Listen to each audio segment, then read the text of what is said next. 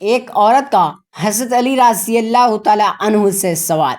علم کے سمندر شیر خدا حضرت علی رضی اللہ تعالیٰ عنہ نے کیا خوبصورت جواب دے کر اس عورت کی رہنمائی فرمائی۔ جانیے ہماری آج کی اس تازہ ترین ویڈیو میں مکمل تفصیل کے ساتھ۔ جاننے کے لیے ویڈیو کو مکمل دیکھیے گا۔ بسم اللہ الرحمن الرحیم۔ محترم ناظرین، ایک عورت حضرت علی رضی اللہ تعالیٰ عنہ کی خدمت میں حاضر ہوئی اور آ کر کہنے لگی، اے علی رضی اللہ تعالیٰ عنہ، آپ شیر خدا ہیں۔ رسول اللہ صلی اللہ علیہ وآلہ وسلم نے آپ کو علم کا دروازہ قرار دیا ہے۔ میں آج آپ کی خدمت میں ایک سوال لے کر حاضر ہوئی ہوں، آپ مجھے اس کا جواب دیجیے، کیونکہ مجھے اس سوال کا جواب بڑی شدت سے درکار ہے۔ حضرت علی رضی اللہ تعالیٰ عنہ نے فرمایا، اے عورت، واقعتاً مجھے اللہ کے رسول صلی اللہ علیہ وآلہ وسلم نے، میرے تایا زاد بھائی نے باقاعدہ یہ بات کہی ہے کہ میں علم کا دروازہ ہوں۔ آپ پوچھیں کیا پوچھنا چاہتی ہیں، میں تمہیں اس کا جواب دوں گا تاکہ تمہاری زندگی سہل ہو سکے۔ اب وہ عورت آپ رضی اللہ تعالیٰ عنہ سے کہتی ہے کہ اے علی، میں ایک شخص سے محبت کرتی ہوں اور وہ شخص بھی مجھ سے بے پناہ محبت کرتا ہے۔ میں اس شخص سے محبت کرتی ہوں صرف اور صرف اپنے روح کی تسکین کے لیے، لیکن وہ شخص مجھے چھونے کی کوشش کرتا ہے، وہ میرے جسم کی جانب اپنا ہاتھ بڑھانے کی کوشش کرتا ہے، وہ مجھے چھو کر اپنے نفسانی خواہشات اظہار کرنا چاہتا ہے، انہیں پورا کرنا چاہتا ہے، مکمل کرنا چاہتا ہے۔ اے علی، میں پوچھنا یہ چاہتی ہوں کہ کیا میں میرے جسم کو اگر وہ چھو لے، اگر وہ اپنی نفسانی خواہش کو پورا کر لے، اگر وہ اپنی نفس کی بھوک کو مٹا لے، تو کیا یہ جائز ہے؟ کیا میں اس کے ساتھ اپنے جسم کو شیئر کر سکتی ہوں؟ کیا ہم دونوں آپس میں مباشرت کر سکتے ہیں بغیر شادی کے؟ حضرت علی رضی اللہ تعالیٰ عنہ سے یہ پوچھا گیا تو حضرت علی رضی اللہ تعالیٰ عنہ نے فرمایا، اے عورت، محبت وہ ہوتی ہے جس محبت کے اندر انسان دوسرے انسان کی عزت کرے۔ ادب پہلا کرینہ ہے محبت کے کرینوں میں۔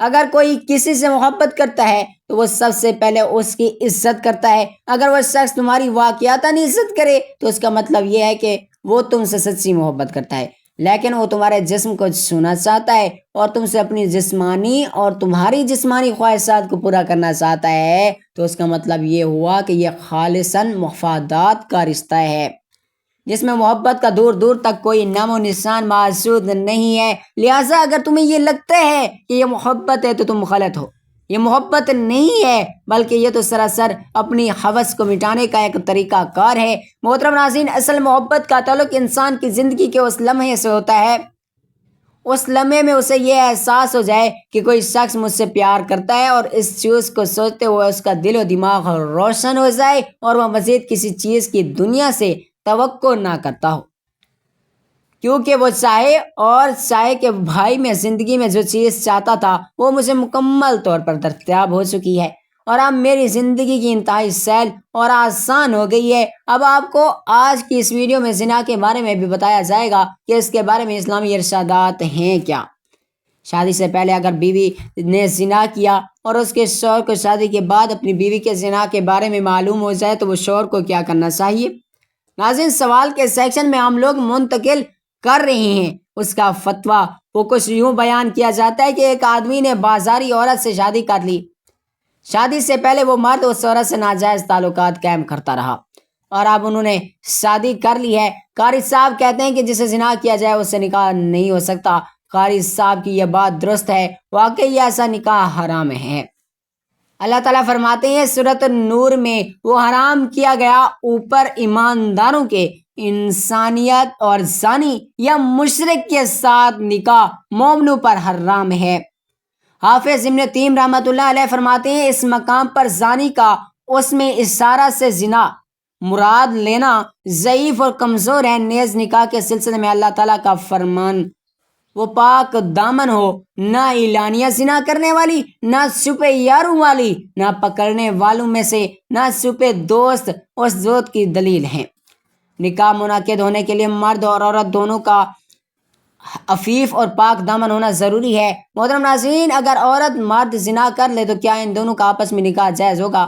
اور اگر شادی کے بعد پتہ چلے کہ میاں بیوی میں سے ایک یا کسی ایک نے ماضی میں زنا کیا تھا تو ان کے نکاح کا کیا حکم ہوگا؟ بہت سی چھوٹی باتوں کی طرح یہ ایک بات بھی ہمارے معاشرے میں کم علمی کی وجہ سے مشہور ہے کہ زنا کرنے والی مرد اور عورت آپس میں نکاح کر ہی نہیں سکتے، جبکہ یہ بات بالکل غلط ہے۔